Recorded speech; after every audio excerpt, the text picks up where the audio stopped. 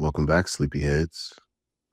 You've returned to another quiet edge of history right on time. Before Silas steps into the dust, a word from the voice behind the clock. You know, the one who winds these walks and then fades into the background.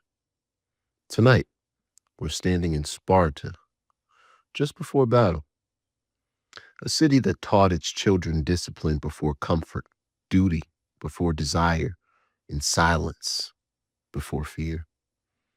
So no speeches here. There's no grand rehearsals. Just men sharpening bronze, tightening cloaks, and making peace with whatever waits beyond the dawn. It's the perfect place for a quiet walk, because this is where courage doesn't shout. It breathes slowly.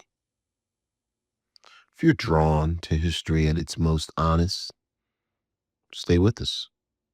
Join the sleepy circle. Let's begin. Chapter 1. Where Boys Are Tempered into Iron. Welcome, listeners. I'm Silas, your overly contemplative guide through places where history got punched in the throat but kept walking. If you enjoy reflective wanderings through humanity's more strenuous chapters, feel free to like the video. It helps other insomniacs and would-be philosophers find their way here. Subscribe if you haven't. I promise I won't follow you home unless you live in Sparta, where that's considered military training. Now take a slow breath, steel your mind. We're stepping into a world where boys were forged, men were measured, and fear was a luxury Sparta simply never budgeted for. The first sound I hear is not the clash of metal or the shout of commands. It's the punch of a wooden staff hitting ribs, a sharp thud, followed by a grunt that sounds equal parts pain and pride. Ah, yes, the Agoge, the childhood most civilizations would define as trauma, and the Spartans defined as Tuesday. I stand at the edge of the dusty training yard, the cold morning air salted with sweat and iron. Boys, though Sparta would argue they stopped being boys around the age of 7, move in tight circles, sparring under the watch of an instructor with the disposition of a thundercloud in human form. He carries a staff not for teaching, but for punctuation. Every poorly timed block earns a tap. Every lapse in discipline earns a crack. Pain is less punishment here than instruction. Just another language Spartans expect you to become fluent in. One boy, lean and wiry, lunges too boldly and receives a counter-blow that spins him into the dirt. He rises quickly, jaw clenched, blood on his lip. His eyes burn with something between anger and shame.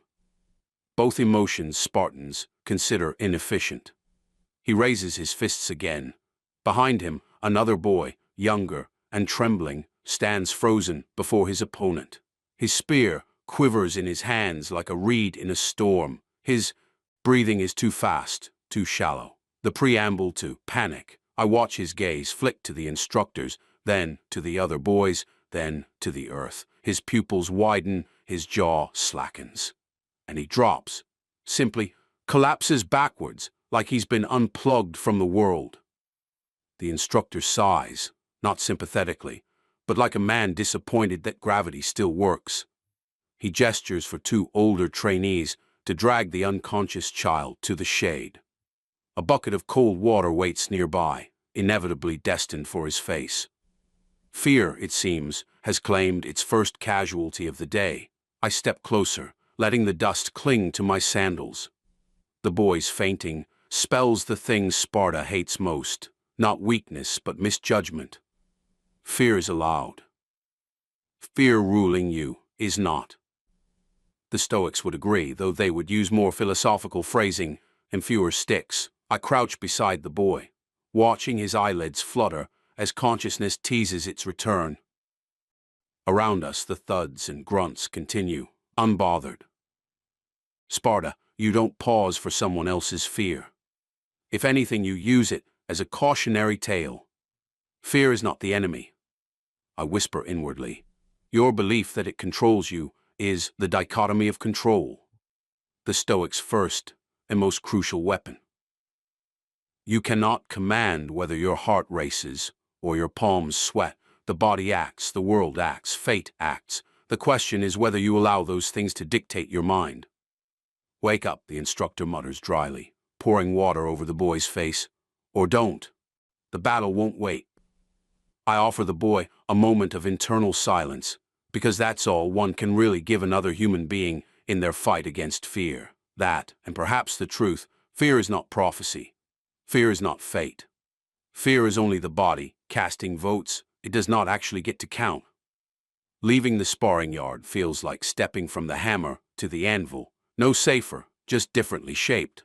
The path to the hull of the Ephors is lined with worn stones polished by generations of sandaled feet, each pair belonging to someone who grew up believing death was just another civic duty. The air shifts as the wind funnels through the stone corridor. It carries the scent of olive oil, dust, and a faint charcoal odor, the sort that clings to a society prepared to burn everything that isn't discipline. Ahead, the hall rises like an accusation, sharp lines, sparse decorations, and a presence that insists you straighten your spine even if no one is watching. This is where Sparta's 5 Ephors, elected yearly, govern the city with the warmth and mercy of winter steel. I step inside the colonnade. The chamber is dim, save for a few thin spears of sunlight cutting across the floor. Inside, 4 Ephors stand in quiet debate. One is missing, likely off berating a general or reminding a noble that wealth is less impressive in a city that judges men by scars. As I watch, a messenger arrives breathlessly, kneeling before the Ephor with a bowed head and trembling voice.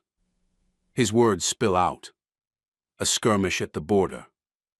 Rumors of Persia stirring. News of allies wavering. The things no Spartan can control. The things every Spartan must face. The tallest Ephor closes his eyes, lips tightening in a way that suggests both irritation and inevitability. The war will come, he says simply.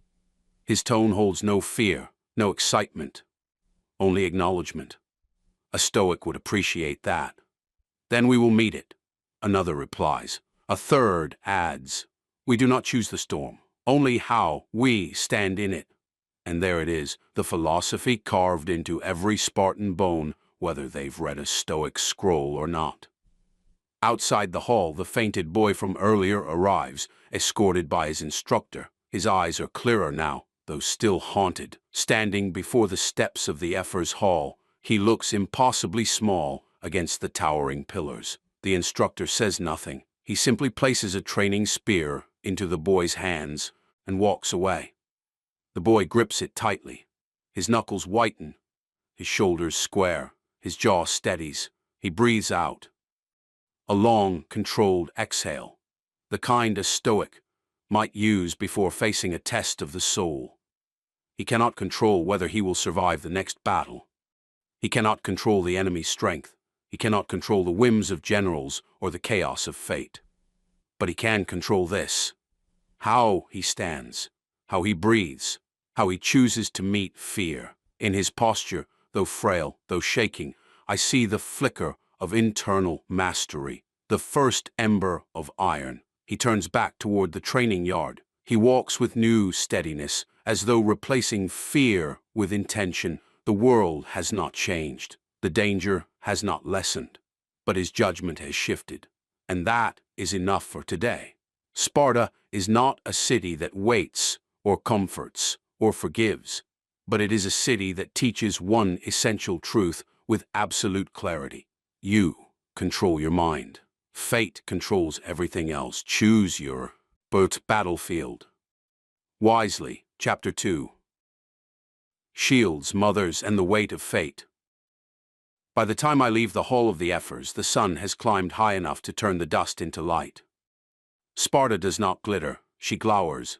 The buildings are plain, the streets narrow, the people carved down to essentials.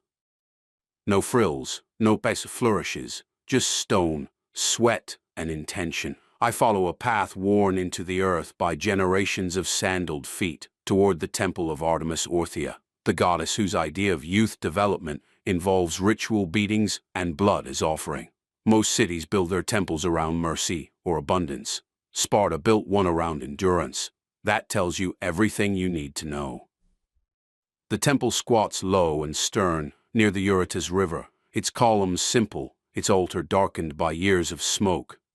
The air here carries a tang of old iron and fresh olive oil mixed with the coppery ghost of blood. From the courtyard I hear murmurs, not the frenzied rush of prayer, but something quieter, resigned, focused. A woman stands near the steps with her son. She is not young, but she is not fragile. Her hair is bound tight, her tunic plain, her posture carved from the same stone as the city.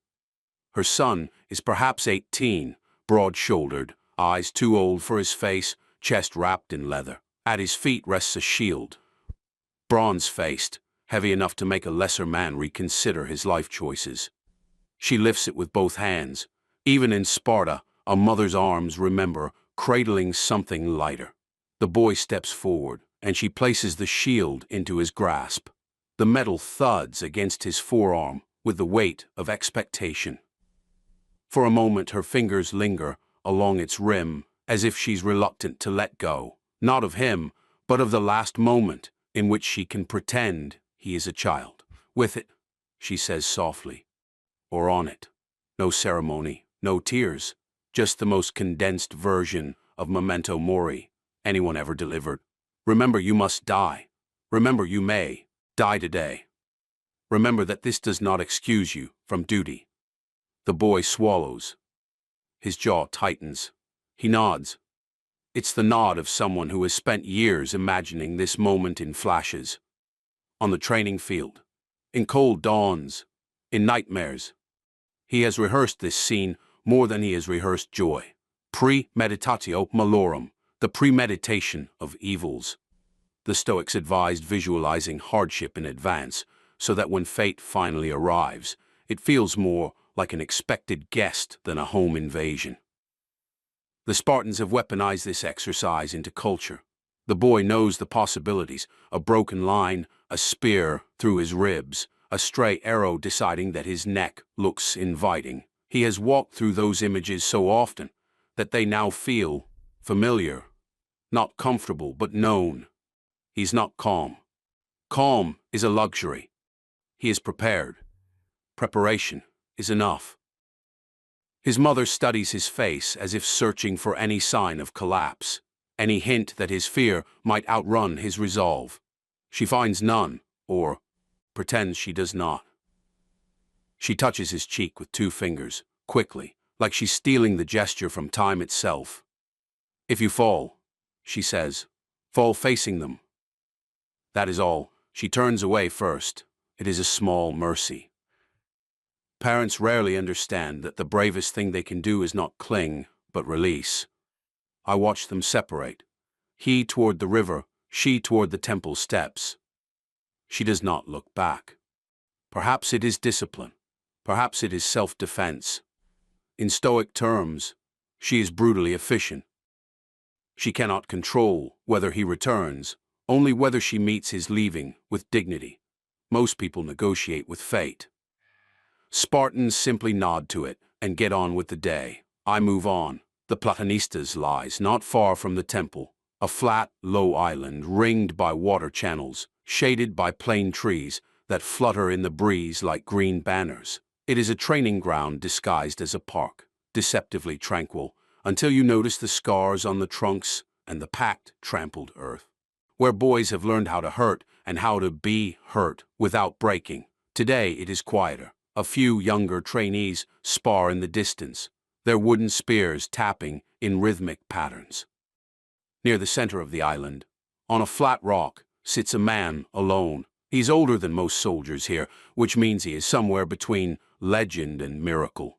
His beard is threaded with gray, his skin seamed with lines carved by sun and campaigns. His cloak hangs loosely over one shoulder, revealing a thick band of linen he is winding around his left thigh. Blood darkens the cloth beneath.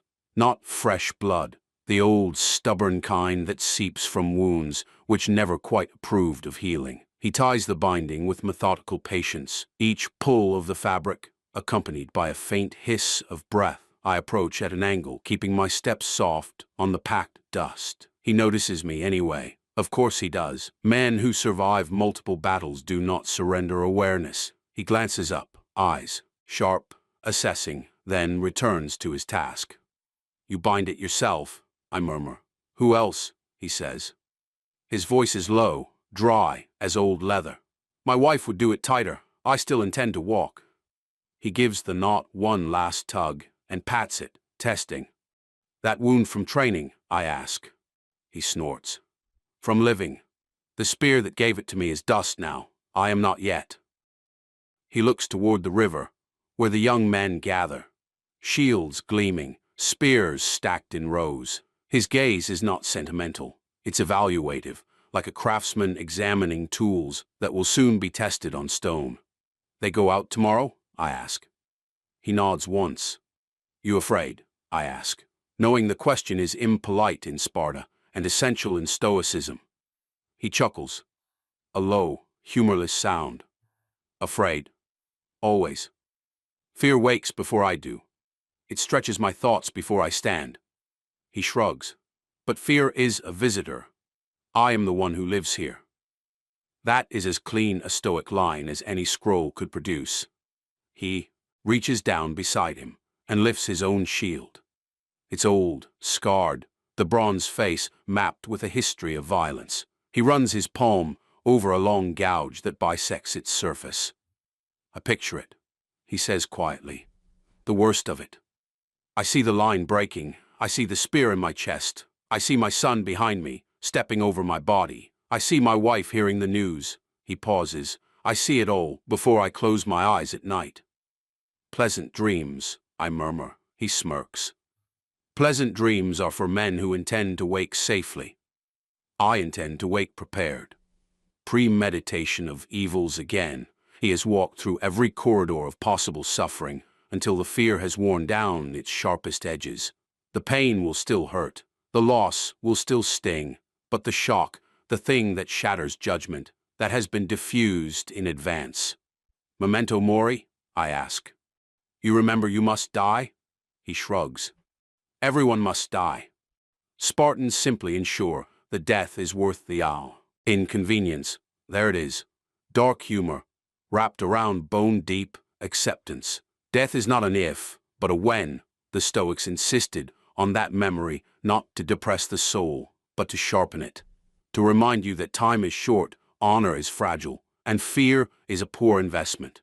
The veteran stands slowly, testing his leg. It holds, barely. He swings his shield onto his arm with practiced familiarity and reaches for his spear. "Will you fight?" I ask. "If I can stand," he says. "If I cannot stand, I will sit at the line and shout at the young ones until I'm hoarse. Either way, I will be there. The gods can decide what to do with the rest." He turns toward the training fields, then glances back once. "You," he says, eyeing my soft cloak and unscarred arms. "You look like a man who thinks too much." "Occupational hazard," I reply. "Good," he says. "Think on this then. The worst that can happen will happen to all of us someday. The only question is whether we meet it standing or crawling." He limps away, joining the younger men as they form ranks. From a distance, his age disappears. In the line, he is simply another shield in the wall. Sparta spends its whole life talking to death, rehearsing for it, dining with it, training under its gaze. For a Stoic, this is not morbid. It is clarifying. You will die. They will die. The city will one day sink into myth. But right now, in this moment, you choose how you stand. And that, for a Spartan, and for any Stoic-minded soul, is more than enough to think about before sleep. Chapter 3.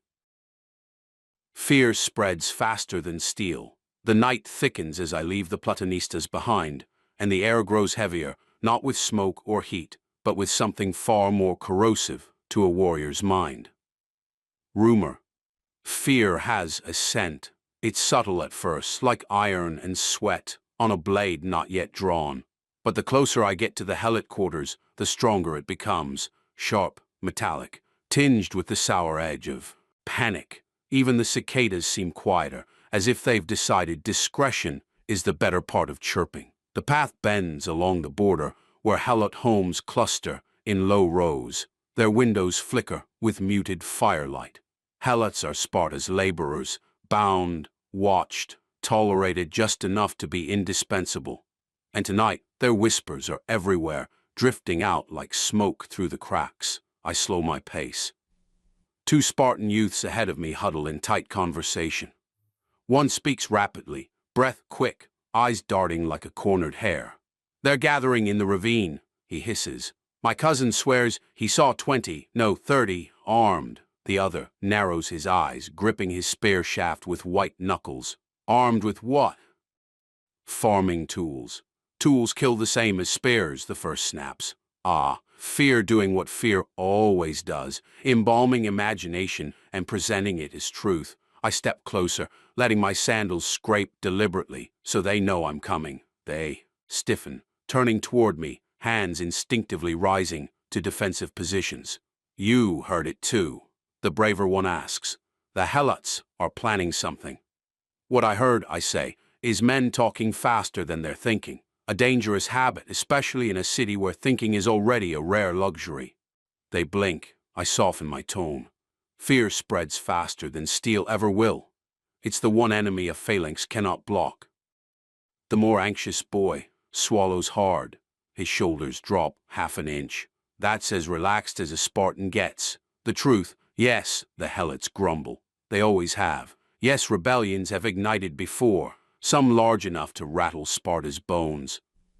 But rumor is a creature that fattens itself on echo, not evidence. One whisper becomes a threat. Two whispers become a conspiracy. Three become prophecy. Fear paints a monster on the wall. Stoicism reminds you to check whether the wall is even there. "Stay calm," I murmur. "It's the only part of this night you actually control." They nod and move on. Their spines straighten.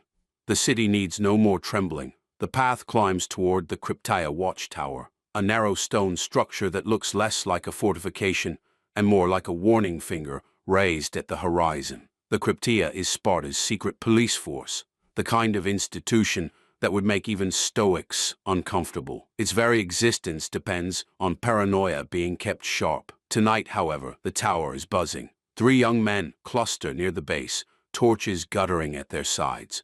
One gestures wildly toward the statue of King Leonidas that stands overlooking the path. The statue is enormous, bronze armor, spear raised, gaze fixed eternally toward enemies real or imagined. Every Spartan child grows up studying that expression, trying to duplicate its mix of fury and calm. But tonight, that face is altered. Someone has smeared ash and mud across the eyes, making them look hollow, sightless, a crude slash is drawn across the bronze throat. A mock wound, deliberate, taunting. One of the guards is livid. "Defiling Leonidas," he growls. "This is rebellion. It has to be rebellion." Another shakes his head. "Or just children, or drunk youths, or someone trying to stir trouble." "That is rebellion." I approach slowly, letting the torchlight fall across my face. They relax when they see I'm neither helot nor agitator, just a wanderer with poor timing and good posture. The smallest of the guards gestures at the ruined statue. "You see this? This is a sign." "Yes," I reply. "A sign that not everyone here passed their art curriculum." The angry one bristles. "You mock it." "I mock the conclusion," I say gently, "not the act." They stare. "Defacement is an offense," I continue, "but to call it revolt is to leap from spark to wildfire without noticing the ground is wet. Spartans don't like long metaphors." I adjust. "Temperance," I can say. "Hold your impulses. Don't let imagination provoke what reality hasn't confirmed." Their expressions shift, still tense, but less fevered. The Stoics taught that passions, fear, anger, suspicion, are distortions, not truths. They rise quickly, speak loudly, and demand action before reason has even opened its eyes. A wise warrior notices the emotion, names it, and then decides whether it deserves obedience. Most men simply obey. I tilt my head toward the statue. Whoever did this wanted a reaction. If you give them panic, they win twice. Once in the act, once in your mind. The smallest guard looks shamefaced. The angriest one still simmers, but at a lower boil. Breathe, I say quietly. You cannot control what they did to that metal, only what you do next. He exhales through his nose, sharp but steady. Progress. The wind shifts. Somewhere behind the tower, I hear the low murmur of another group. More rumors, more tension. Sparta tonight is a tinder box of speculation. A city famed for discipline now fraying at the edges of its own nerves. When warriors lack an enemy to face, they invent one from shadows. The Stoics warned about this. How fear is less a predator and more a painter. It sketches monsters onto the mind's walls, then convinces you to flee a room that's perfectly safe. I move to the edge of the hill, letting the view open. The helot quarters flicker in dim orange patches. The city streets pulse like a restrained heartbeat. The sky above the Taygetus Mountains looms black and indifferent. Sparta is preparing for war. But tonight, the battle is internal. Men wrestling not enemies but passions. Temperance is not about denial. It is about governance. A warrior must govern his impulses the way a king governs a city, firmly, calmly, without letting fires burn unchecked. Below me, the altered statue of Leonidas stands in the gloom, its wounded throat glinting in the torchlight. Even desecrated, it radiates defiance. I murmur, half to myself. Not even a king controls how he is remembered, only how he stands while he lives. A lesson every Spartan and every Stoic must learn. The night deepens, the city mutters, but my path continues upward, toward the next place where fear trembles and reason tries to hold the line. Sparta is holding its breath. Whether it exhales in clarity or chaos depends on who controls their passions when dawn arrives. Chapter 4. Strength without restraint is only violence. By the time I leave the watchtower behind, Sparta feels like a drumhead, pulled just a little too tight. One more turn of the peg, and something is going to split. The smell of cooked grain and smoke draws me toward the Syssitia mess halls. These are not cozy dining rooms. They're long, low buildings where warriors eat in common, where conversation is rationed, and discipline is the main course. If you want warmth, you don't come here. If you want to remember why Sparta still exists, you do. I slip along the outer wall of one hall and peer in through a narrow opening. Inside, men sit shoulder to shoulder on rough benches, cloaks thrown back, steam curling off bowls of black broth that looks like someone boiled war, regret, and a pig in the same pot. They eat slowly, methodically. No one lounges, no one spreads out. The spacing is as precise as the line of a phalanx. At the far end, the hearth is roaring. A smith stands there, forearms roped with muscle, working iron in the corner of a dining hall, as if to remind the warriors what they are supposed to resemble. Metal heated, hammered, and cooled into something useful. He pulls a strip of red-hot bronze from the coals, with tongs, turns, and in a moment of inattention, or perhaps arrogance, his grip slips. The metal kisses the back of his bare hand. There's a hiss, a brief flare of light, the smell of cooked flesh. A few men flinch. One drops his bread. The smith does not cry out. His jaw clenches, his eyes close for a heartbeat. Then he calmly drops the metal back into the coals and plunges his scorched hand into a nearby bucket. Water explodes into steam. For a second, the hall holds its breath. Then the murmured conversations resume, maybe with a new story to tell later, but with no wailing, no theatrics, no chaos. The pain is acknowledged, not worshipped. This, I think, is temperance in practice. Not an absence of pain, but an absence of dramatics. Strength without restraint is just violence. Strength with restraint is discipline. The Stoics would approve. I watched the smith shake off the water, examine the burn, and then, without ceremony, wrap it in a rag and return to work. His hand trembles once, then steadies. Wisdom, knowing that his work must go on. Courage, continuing despite the pain. Justice, understanding that his craft supports warriors who will stand for the city, not just themselves. Temperance, not letting a moment of agony become an excuse for rage, self-pity, or destruction. 4 virtues, condensed into one burned hand and no complaint. Outside, the air tastes of smoke and boiled barley. I move on, letting the murmuring hall fade behind me.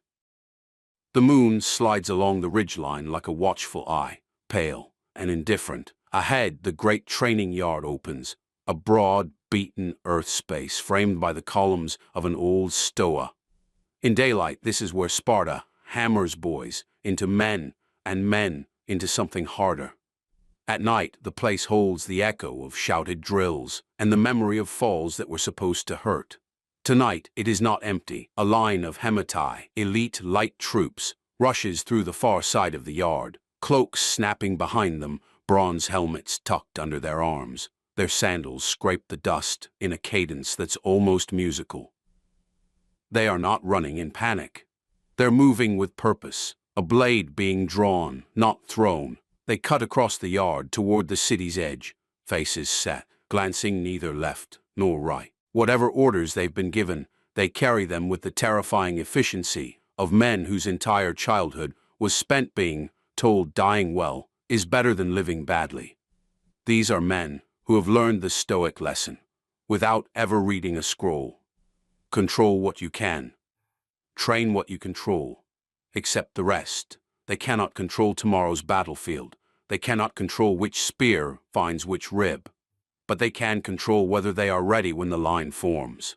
As they pass, I catch snatches of their quiet dialogue. Nothing dramatic, no speeches about glory, just brief, practical words. Check the straps. Don't overreach today like you did last drill. Keep your shield in line. We're not heroes. We're wallstones.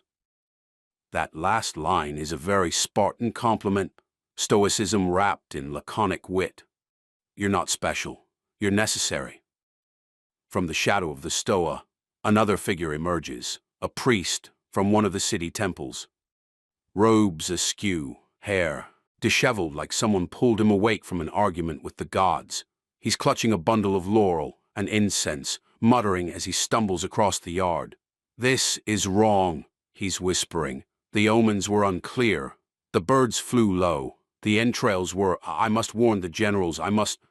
He trips on a stone, barely catches himself, and looks around wildly, as if expecting Zeus to appear and issue a recall order on the entire campaign. The contrast is painful. The hematai, all controlled breathing and measured focus. The priest, all frantic motion and unfocused terror. Strength without restraint becomes chaos. Faith without discipline becomes hysteria. He grabs the arm of a passing warrior near the edge of the yard.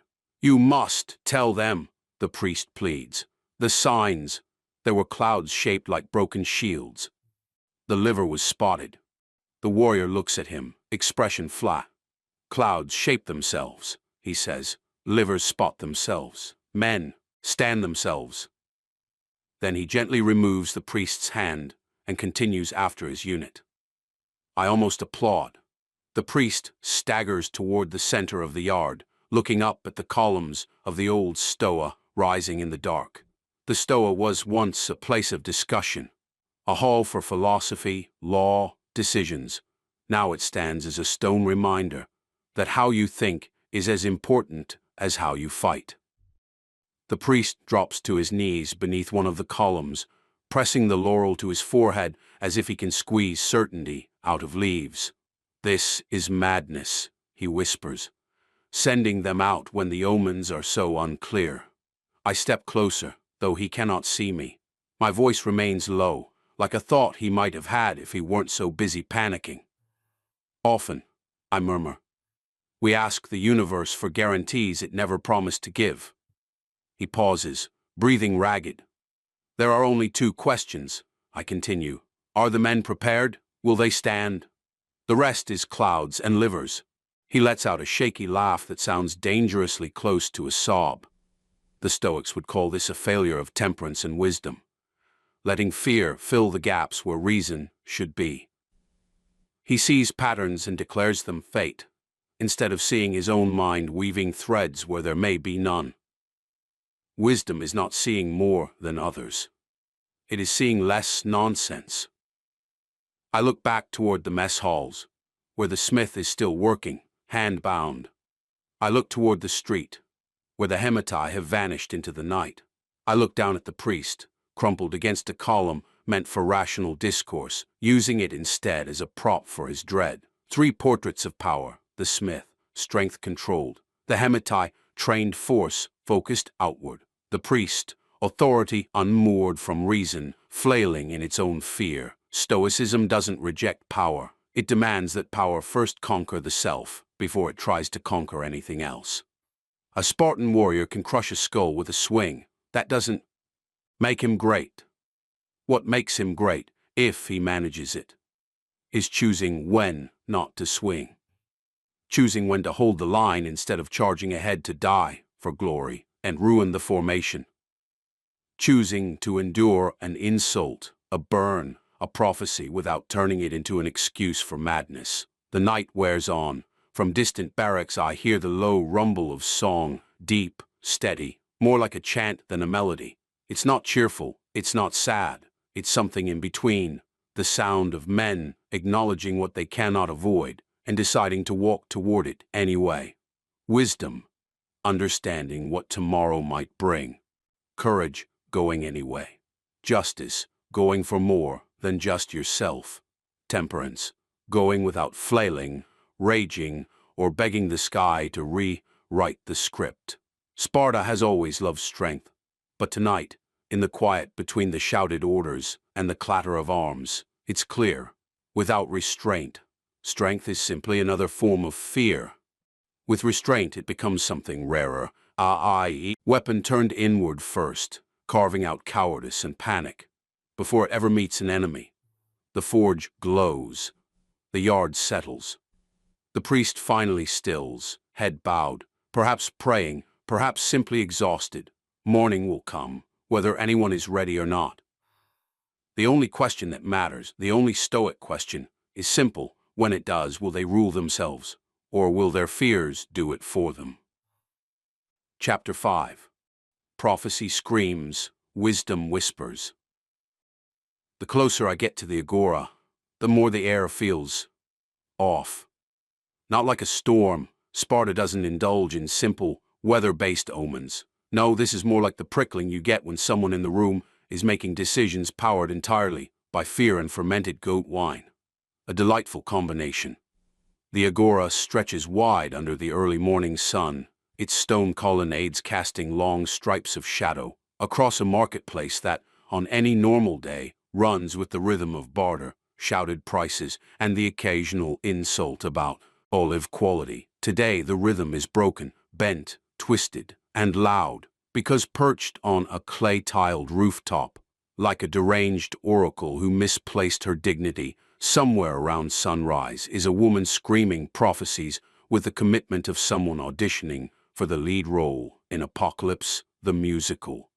The sky is splitting. The earth is thirsting for Spartan blood. She howls, arms lifted, like she's conducting the downfall of civilization. The messengers of Ares walk among us. She pauses, squints, and points at a nearby fishmonger. Especially him! The fishmonger, whose greatest crime appears to be existing, stares back, eyes wide, clutching a trout like he's unsure whether to wield it as a weapon or offer it to her as tribute. Sparta, where even breakfast becomes a philosophical crisis. The gathered crowd oscillates between fear, fascination, and irritation. Several citizens glance skyward as if expecting flaming arrows or divine handwriting to appear. Others mutter prayers to Apollo. A few roll their eyes hard enough to sprain something. Ha ha!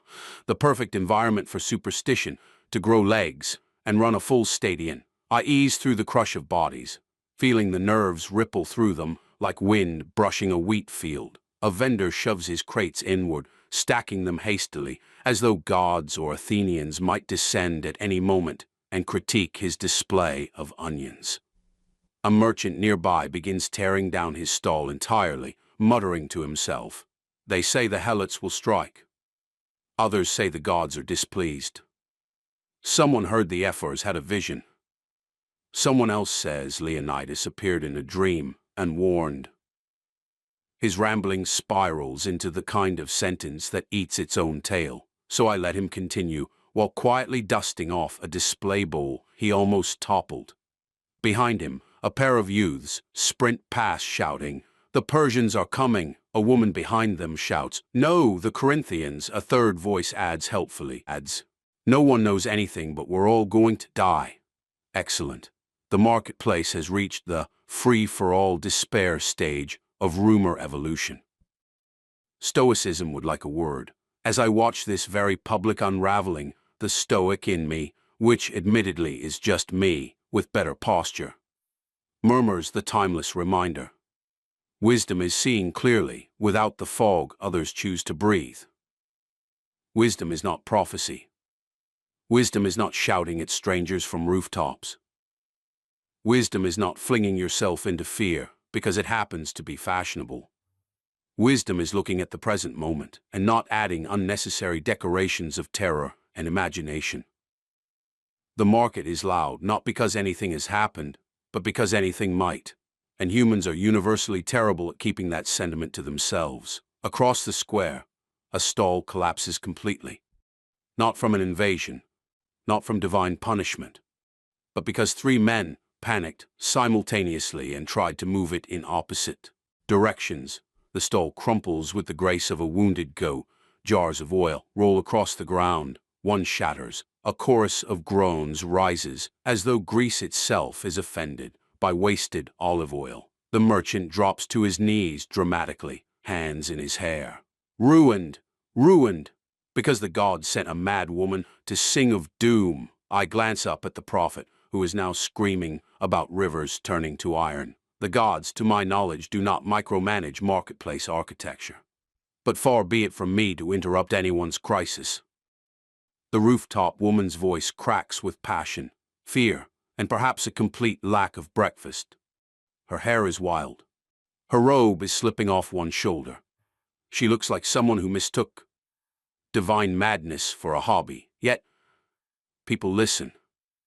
Because prophecy screams, and wisdom whispers, and whispering rarely wins. I move toward the temple of Apollo, its columns rising beyond the Agora, like calm fingers pointing toward reason. Apollo, the god of logic, clarity, music, and light, would undoubtedly be disappointed with the current state of his worshippers, who seem determined to unravel like badly spun wool. At the temple steps, a young man is trying to interpret the sun's angle on the marble. If the shadow falls there, does it mean the allies arrive today, or tomorrow, or never? Or that Apollo is warning us to store more grain? He looks at me, wide-eyed, hungry for an answer. I shrug. It means the sun is rising. Everything else is embroidery. He considers this. Frowns, nods. Humans love embroidery.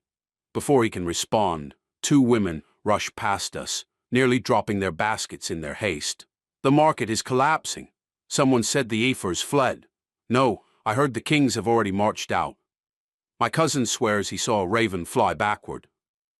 Apollo preserve me. Inside the courtyard, the priests are lighting incense with trembling hands. One is whispering prayers too quickly to be effective. Another overturns a bowl of offerings. A third drops his censer on the ground with a clang that sounds almost ceremonial, if chaos could be ritual. The sacred flame flickers wildly, as if embarrassed to be associated with this mess. I stand among the columns and let the panic swirl around me. Marketplace shouts. cries about omens, rumors colliding mid-air like badly thrown spears, and beneath it all, the soft truth. Wisdom is not seeing the future. Wisdom is seeing what is in front of you without hallucination. Sparta is not falling. The gods have not abandoned the city. The helots are not marching. The Persians are not sprouting from the earth. People are shouting, because shouting is easier than thinking. People are panicking because panic gives the illusion of participation. People are inventing prophecy because accepting uncertainty is harder than creating a story where everything is secretly meaningful. I step onto the temple threshold, touch the cool stone, and breathe. The city is frightened. The battle draws near. Chaos whispers lies. Wisdom speaks only truth. And truth rarely raises its voice. A final scream echoes from the skyline as the rooftop prophet declares, and the earthquake of doom shall. Her foot slips, tiles crack, a startled yelp rings out. She does not fall, but she wobbles dramatically enough to silence half the marketplace. For a moment, all of Sparta watches her cling to the roofline like a cat reconsidering a life choice. When she regains her footing, she clears her throat and resumes. Shall somehow still come. Not her best recovery. Wisdom sighs, prophecy shrieks, and somewhere between the two, a city tries to understand itself.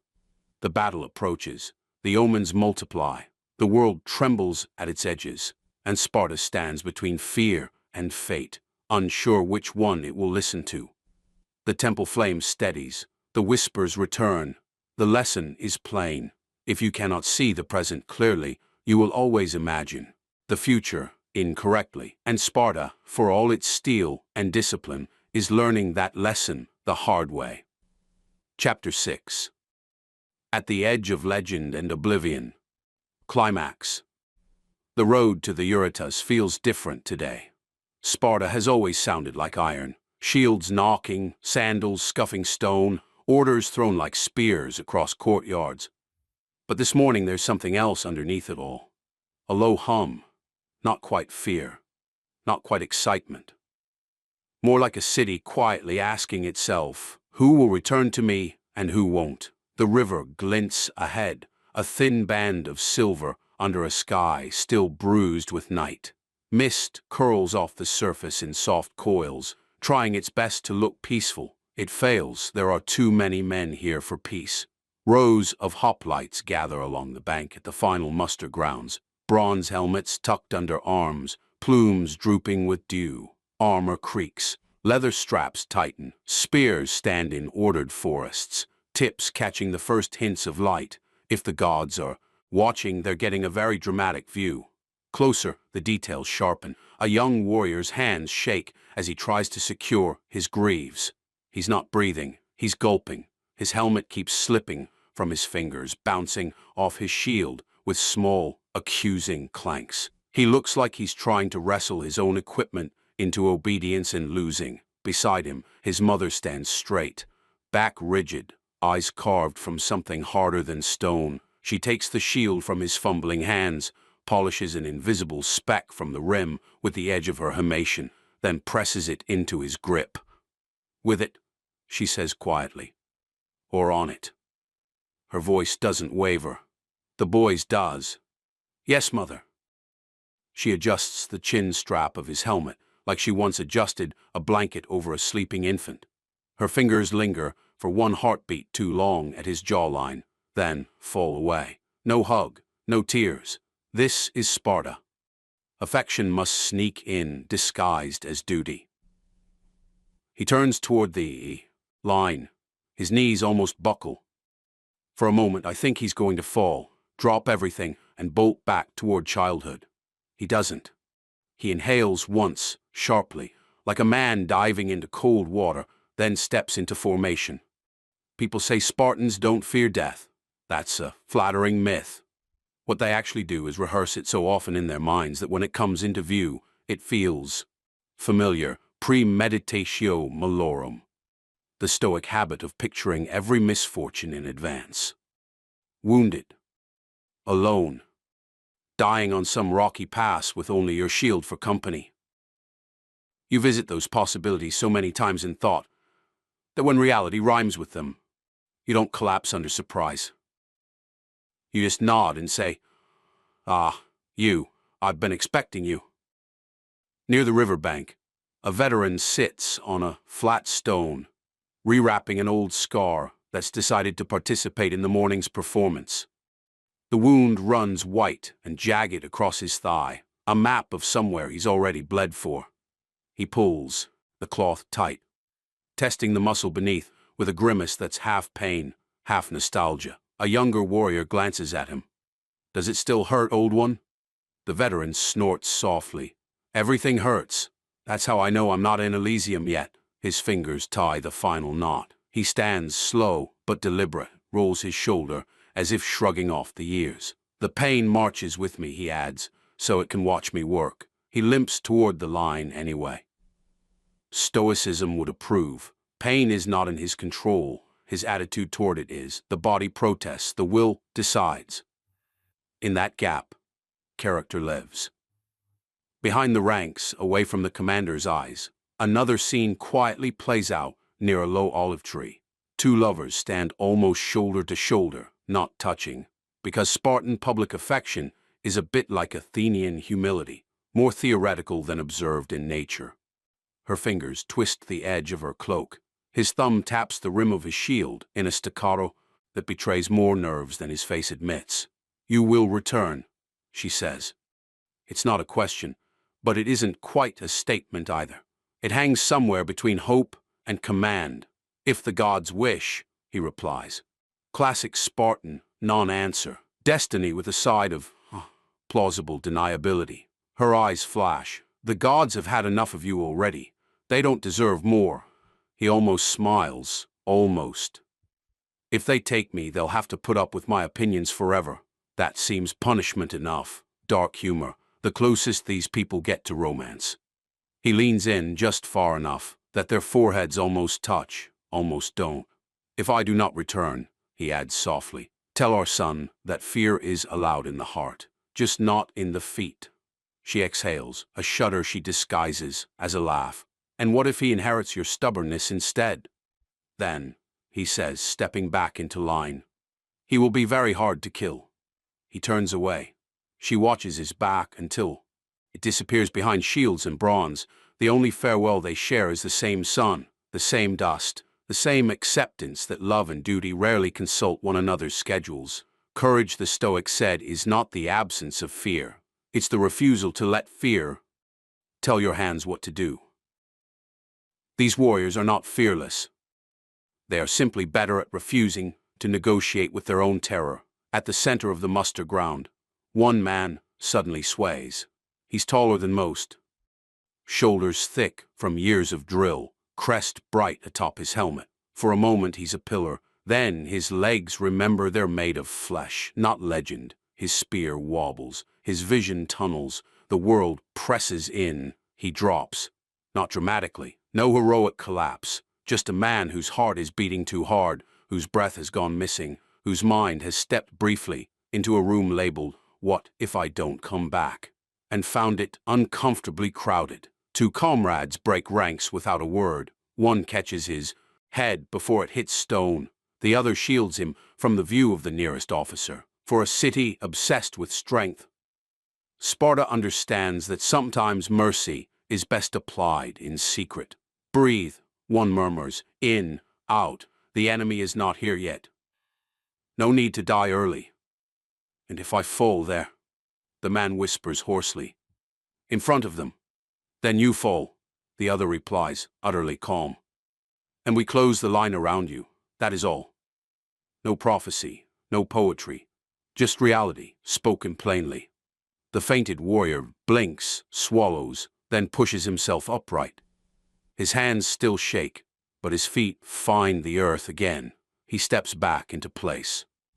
The line makes room the way water makes room for a stone, and then settles.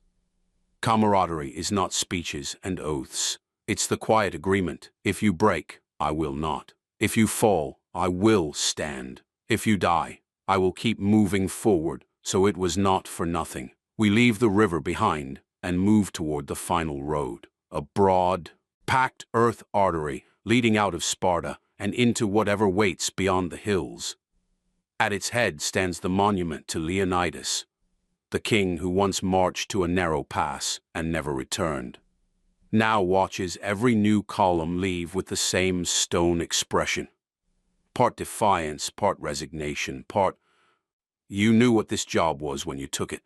Men pass beneath his gaze, and for a moment it feels less like stone and more like a mirror. They aren't just looking at who he was. They're seeing who they might become, if not in story, then in spirit. A boy glances up at the carved face as he walks by and mutters under his breath, "Try not to be disappointed, old wolf." The statue wisely refrains from comment. Here at the edge of the city, everything converges. Duty, they march because Sparta called. Justice, they fight not for spoils, but for the survival of the law and the land behind them. Courage, they walk toward a battle most of them will never describe to anyone. Amor Fati, they do not just accept this fate, they lean into it, embracing the battlefield as the arena where their character will be fully measured. A herald lifts his staff. The ranks lock shields with a heavy, satisfying clank that sounds almost like an oath. One last command, one last breath shared by thousands. Then the column moves. Sandals grind dust into the road. Spears sway like a field of deadly reeds. The city's noise falls behind them, replaced by the rhythm of marching feet. The heartbeat of Sparta extended outward. Somewhere ahead there will be shouting and blood and terror trying to claw its way back into every mind. But here, for this stretch of road, there is only resolve.